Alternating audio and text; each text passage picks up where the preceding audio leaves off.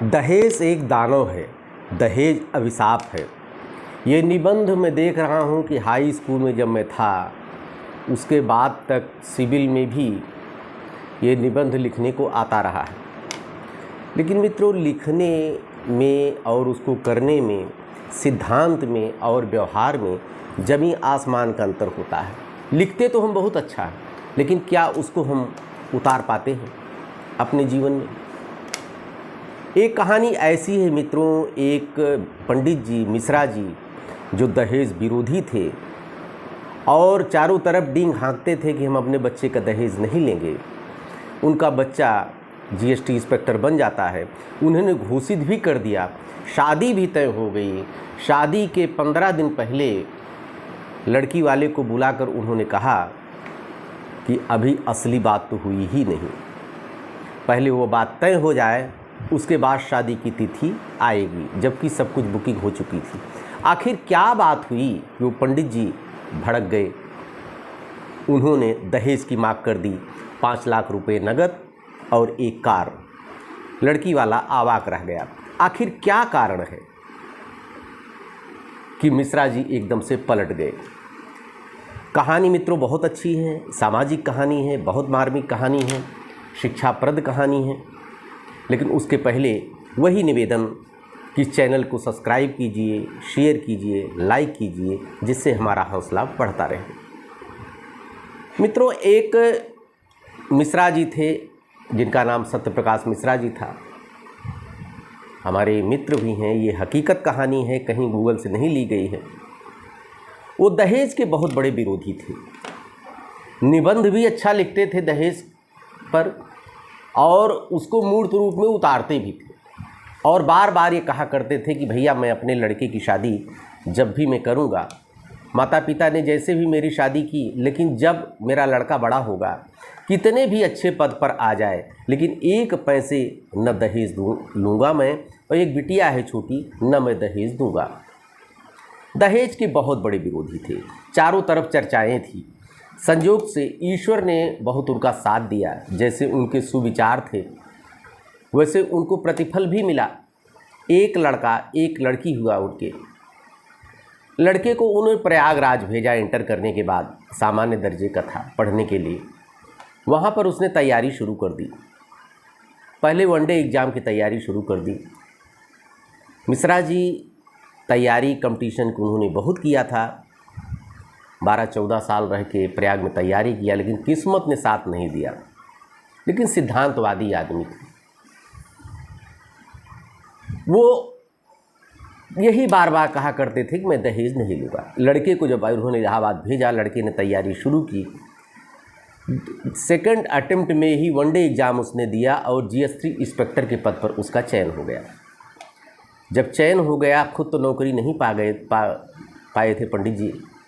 शादी की चर्चा चारों तरफ होने लगी। सगे संबंधी जितने, नात बात हित व्यवहारी जितने थे, उनके यहाँ शादी के लिए आने लगे। और ऐसे भी कुछ रिश्ते आने लगे जिसमें लड़कियां सेलेक्ट थी। जैसे अध्यापिका के समय दौर चल रहा है, लड़कियां भी नौकरी में थी, लेकिन सारी शादी को वो इनकार करते गए। उन्होंने कहा मैं दहेज नहीं लूँगा और जिस लड़की से शादी करूँगा वो लड़की भी नौकरी में ना हो। आखिर क्या देखते थे मिश्रा जी? बार बार यही कहते थे कि लड़की संस्कारिक होना चाहिए, गुणी होनी चाहिए, पढ़ी लिखी होनी चाहिए। एक ही लड़का मेरे है, कोई कमी तो है नहीं। इस तरह की लड़की, वो लड़कियों को फिर देखना शुरू किए। लोग अपना फ़ोटो देखते थे, अपनी बच्ची को दिखाते थे, वो इनकार करते जाते थे। काफ़ी लड़कियों को इनकार कर दिया उन्होंने। अच्छा, जो उनका लड़का था पीयूष नाम का लड़का था, वो भी बड़ा पितृभक्त था। वो भी कहता था कि पिताजी जो भी शादी तय करेंगे, जहाँ भी करेंगे, हमारी कोई इच्छा नहीं है, वहाँ मैं शादी कर लूँगा। पितृभक्त था। लड़की अपने लड़के के लिए बहू देखना उन्होंने शुरू किया। क्या वो देखते थे समझ में नहीं आता था। अच्छी अच्छी लड़कियों को उन्होंने देखा। दहेज के तो विरोधी पहले ही थे, नौकरी लड़की न करे उसके पहले ही विरोधी थे। तमाम लड़कियों को रिजेक्ट करते चले गए। एक गरीब ब्राह्मण उनको टकरा गए। उनकी लड़की गुणी थी, पढ़ी लिखी थी, वो भी लड़की की शादी तय कर रहे थे। जब उनको पता लगा कि पंडित जी बिना दहेज के शादी करेंगे, तो चूंकि उनके पास देने लेने के लिए कुछ था ही नहीं, नाम था प्रदीप दुबे जी, उनकी बच्ची सिंपल, उसने ग्रेजुएशन किया था सामान्य दर्जे से, लेकिन संस्कारवान परिवार था। उन्होंने कहा कि मैं भी जाता हूँ पंडित जी के पास। जब दहेज रही शादी उन्होंने घोषित कर दिया है करेंगे, और वो लड़की जो नौकरी में न हो, लड़की मेरी सामान्य दर्जे की पढ़ी, क्यों न प्रयास कर लिया जाए। वो भी गए मिश्रा जी के पास, सत्यप्रकाश जी के पास, अपनी लड़की की फ़ोटो दिया। उन्होंने कहा पंडित जी बिना किसी औपचारिकता के कल आपके यहाँ लड़की देखने में आऊँगा आपकी, अगर मेरे समझ में आ गई तो मैं शादी तय कर लूँगा। तमाम रिजेक्ट कर चुके थे, लोग खींच भी रहे थे, क्या देख रहे हैं मिश्रा जी। अंत में सत्यप्रकाश जी प्रदीप जी के यहाँ लड़की देखने के लिए दूसरे दिन उन्होंने तिथि तय कर दी। गए दल के बल के साथ लड़की देखने। लड़की से कहा बस एक गिलास पानी लेकर मेरे पास आए, कुछ लाने की ज़रूरत नहीं, कुछ खाते पीते नहीं। तो कहीं ठीक है। वो लड़की एक गिलास पानी लेकर आई मिश्रा जी के लिए, और उसके बाद पानी का गिलास जैसे उसने रखा, प्रणाम किया। क्या बात इनकी समझ में आ गई। मिश्रा जी ने कहा हम इस लड़की से शादी करेंगे, आगे की बात करिए आप। 3 महीने पहले, शादी की तिथि के 3 महीने पहले की बात, जब शादी तय होनी थी। शादी तो 3 महीना बाद हुई जाके, लेकिन पूर्व की घटना में बता रहा हूँ आपको। प्रदीप दुबे जी खुश हो गए। लोगों ने मिश्रा जी से पूछा कि मिश्रा जी आखिर इतनी शादियों को आपने रिजेक्ट किया, क्या ऐसी चीज़ देखा आपने कि बाद में बात करते हैं, क्या ऐसी चीज़ आपने देखा जो कि ये लड़की आपको पसंद आ गई। मिश्रा जी ने कहा कि 2 चीज़ मैंने देखा। पहली चीज़ तो मेरे सामने बच्ची आई, निगाह झुकी थी, उसने सादर प्रणाम बोला, और दूसरी चीज़ जो पानी लेके आई थी मेरे लिए, वो गिलास को पकड़े थी, जैसे तो मोबाइल बताने जैसे इस तरह बच्चे पानी, इस तरह जो है पानी पकड़ा जाता है, वो गिलास जो लेकर आई थी, गिलास के नीचे तलुआ लगा के, हाथ लगा के लेकर आई थी पानी लेकर। उसी बात पर मिश्रा जी खुश हो गए। उन्होंने कहा बहुत संस्कारिक लड़की है, और इसने सर नहीं उठाया और सादर प्रणाम बोला। उसके आचार विचार देख के, उसका व्यवहार देख के मिश्रा जी को पसंद आ गया। आ गई शादी। लड़के से पूछा, लड़का ने कह दिया कि भाई कि पापा जी को पसंद है तो हमारे लिए कोई हमें कोई एतराज़ नहीं है। शादी तय हो गई। अब दूसरा पार्ट शुरू हो जाता है। प्रदीप दुबे जी एक सामान्य ब्राह्मण, उनकी जब इतनी अच्छी शादी तय हो गई, वो भी नौकरी में लड़का, दहेज रहित शादी। ये हो गया कि परीक्षा कर दी जाए। तो एक परीक्षा की जब तिथि रखी गई, उसके पहले 15 दिन पहले प्रदीप जी को पता नहीं क्या सूझा कि उनको लोगों ने ये बताना शुरू कर दिया कि आखिर क्या बात है कि इतना बड़ा घर, इतना बड़ा लड़के का स्टेटस, पिताजी का स्टेटस, नौकरी चाकरी, 6 रुपया, हर चीज़, उसके बावजूद बिना दहेज के शादी, और भी अच्छी अच्छी खूबसूरत लड़कियों को रिजेक्ट करने के बाद सामान्य लड़की की शादी, वो भी सिंपल ग्रेजुएशन, स्नातक की। कुछ न कुछ कमी तो है, बगैर कमी के इस तरह की शादी नहीं होती है। दुबे जी आप इसको पता करिए। दुबे जी के दिमाग में भी शैतान सवार हो गए। ये किए क्या कि पता करना शुरू कर दी। जो सत्यप्रकाश जी के दोस्त थे मिश्रा जी के, उनके पास उन्होंने मिलना जुलना शुरू कर दिया कि भैया कोई कमी तो नहीं है, हमारे यहाँ एक रोग वोग भी दुनिया भर की होती है जो सफ़ेद वफेद हाथ पे आ जाती है, शरीर में पड़ जाता है। चारों तरफ से पता लगाने लगे कि क्या कमी है, कोई चारित्रिक कमी तो नहीं है लड़के में, या पिताजी में कोई कमियां नहीं है, कहीं कोई रोग दोग तो नहीं है, कोई अपशकुन तो नहीं, क्या कुछ गंदगी, दुनिया भर की बातें आने लगी। वो चारों तरफ पता लगाने लगे। जितने मित्रों से पूछे सब मित्रों ने कहा नहीं मिश्रा जी तो बहुत अच्छे आदमी हैं, कोई भी सिद्धांतवादी आदमी है। उन्होंने तय कर लिया था कि लड़के के हम दहेज नहीं लेंगे, उसकी शादी में उन्होंने दहेज नहीं लिया, बस इतनी सी बात है। उनके जितने रिश्तेदार थे सत्यप्रकाश मिश्रा जी के, उनके यहाँ फिर पहुँचना शुरू कर दिया प्रदीप जी ने, वहाँ सब पता लगाना शुरू कर दिए। तो चारों तरफ सभी लोग एक स्वर से ही कहें कि सत्यप्रकाश मिश्रा जी बहुत अच्छे आदमी हैं, उनमें कोई कमी नहीं। पता नहीं कैसे शादी आपके यहाँ तय कर ली, लड़की उनको पसंद आ गई, आपका संस्कार परिवार पसंद आ गया। लेकिन प्रदीप जी का खुराफाती दिमाग जो था, ये चारों तरफ मिश्रा जी के बारे में क्वेरी करते रहे, और जहाँ भी वो जाते वो मिश्रा जी को तड़ाक से फ़ोन कर देता कि भाई आज आपके बारे में ये जांच पड़ताल करने प्रदीप जी आए थे। ऐसे ऐसे करते 15 दिन में इतना गंधवा दिया, इतनी छीछा लेदर सत्यप्रकाश मिश्रा जी की कर दिया इन्होंने कि चारों तरफ से आवाज़ें आने लगी कि प्रदीप जी यहाँ पर पता करने आए थे, यहाँ पता करने आए थे, यहाँ पता करने आए थे। नात रिश्तेदार उनके ऑफिस में, उनके घर पे ऑफिस था ही, नौकरी तो पाए नहीं थे। फिर मिश्रा जी को लग गया गुस्सा, कहा ये आदमी जितना इसके साथ मैंने रियायत कर दी, मैंने दहेज रहित शादी की, कि वो लड़की को देख के शादी की, ये तो बहुत बड़ा हमारी तो चारों तरफ बेइज्जती कर रहा है। इनको नाराज़गी, बुरा लग गया। परीक्षा के पहले इन्होंने फिर प्रदीप जी को बुलाया और उनसे कहा कि प्रदीप जी बात तो हो गई थी यार, लड़का नौकरी में आ गया है, मेरी तो घर में चल नहीं रही है, माताजी लड़के की माताजी भी और लड़का भी खुद हम मालिक हो गए, वो लोग कह रहे हैं कि बिना दहेज के हम शादी नहीं करेंगे। अब हमको 5 लाख रुपए और एक कार दीजिए, तभी हम शादी तय करेंगे, नहीं तो अन्यथा हम शादी नहीं करेंगे। क्या करूं, मेरी चल नहीं रही।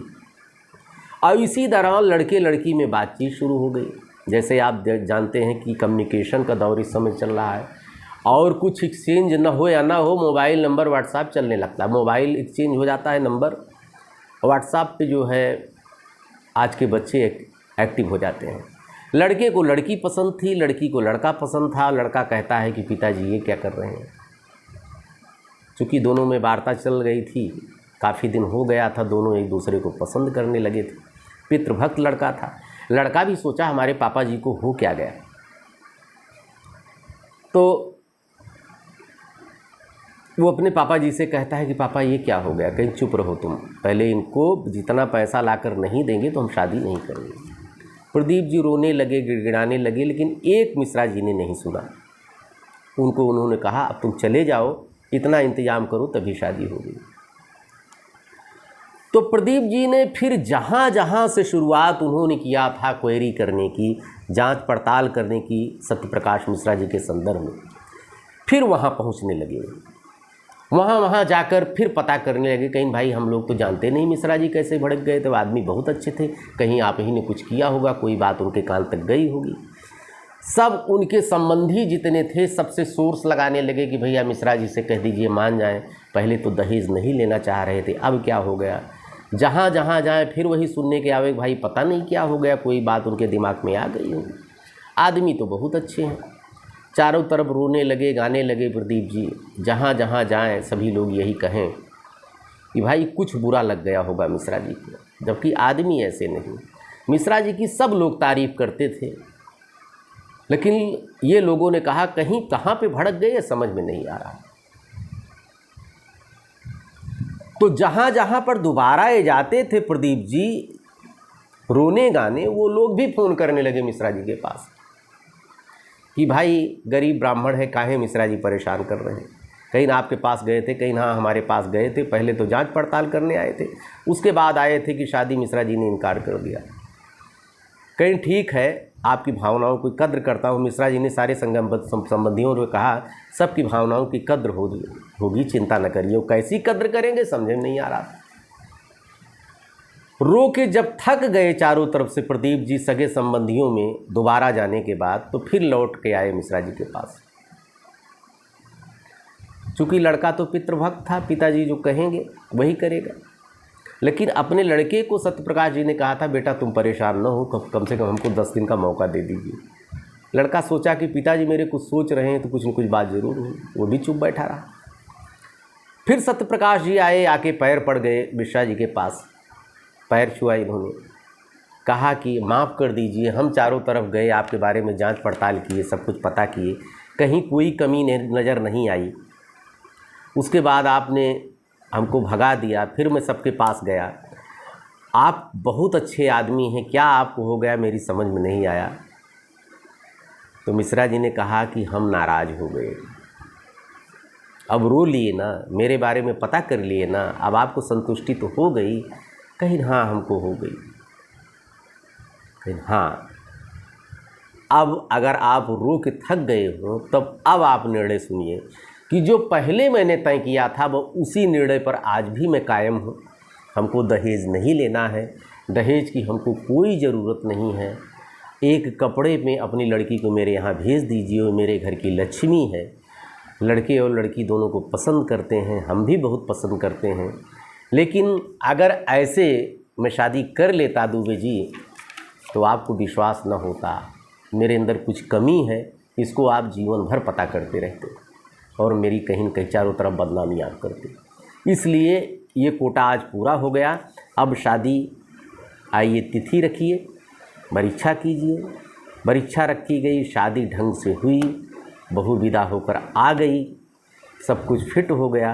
तो मित्रों, आज के समाज में कुछ लोग ऐसे हैं जो आज भी सिद्धांतवादी हैं, सिद्धांतों को मानने वाले हैं, लेकिन हम उनको कोंचते रहते हैं, हम उनको खींचते रहते हैं, उनको जीने नहीं देते। तो लड़के वाले ही दोषी नहीं हैं, लड़की वाले भी दोषी हैं। इसी तरह के लोग मिल जाते हैं तो आदमी के मन में लालच भी आती है। भाई मेरे मन में लालच ना हो, आप अपने आप ही कहेंगे हम हाथी देंगे, घोड़ा देंगे, इतना मैंने संकल्पित है, हम संकल्पित हैं, तो अगले के मन में लालच आ जाएगी। मैं साधुवाद दूंगा उन मिश्रा जी को, उन्होंने नाम मना किया था बताने से, उनका नाम मैं नहीं बताऊंगा। लड़की के पिता का नाम मैंने छिपा लिया, दोनों कल्पित नाम हैं। लेकिन मित्रों, आज के समय में भी अच्छे लोग हैं। इसी तरह से बिना गूगल की कहानियाँ या गूगल पे जो भाई लोग हमारे कहानियाँ सुनाते हैं यूट्यूब पे, अभी एक कल कहानी सुना था मैंने, जिस कोर्ट में पत्नी थी जज, उसी कोर्ट में पति को होनी थी सज़ा। ये क्या सही हो सकता है? किसी भी तरह के अगर आपके रिश्ते हों तो जज नॉट बिफोर कर लेता है, दूसरे कोर्ट में केस भेज दिया जाता है, लेकिन केस सुनवाई नहीं कर सकता। तलाकशुदा अगर पत्नी उसकी रही होगी कभी, तो वो खुद ही वो मुकदमे सुनने से इनकार कर देगी। एफिडेविट दिया जाता है कि मेरे सगे संबंधी कोई नहीं है। लेकिन बेवकूफ़ लोग कहानी परोस रहे हैं और लोग सुन रहे हैं, अच्छे व्यूज मिल रहा है। इसलिए मित्रों, गलत कहानियाँ आप लोग ना सुनाइए, कल्पित कहानियाँ सुनाइए। जिस तरह से मैंने हकीकत में कहानी सुनाई, मैंने अपनी आँख से देखा है, इस तरह की सुनाइए। और लोगों की मूल कहानी में लूँगा, कोई कहानी हमारे अपनी घटनाओं से जीवन में जो हुई हैं मेल खाएगी तो मैं भी लोगों की नकल उतारूँगा, इसमें कोई बुराई नहीं है। फिर मित्रों, देखते रहिए अयोध्या दर्पण, फिर मिलेंगे इसी तरह की कहानी के साथ। ढेर सारी शुभकामनाएं आपको, धन्यवाद।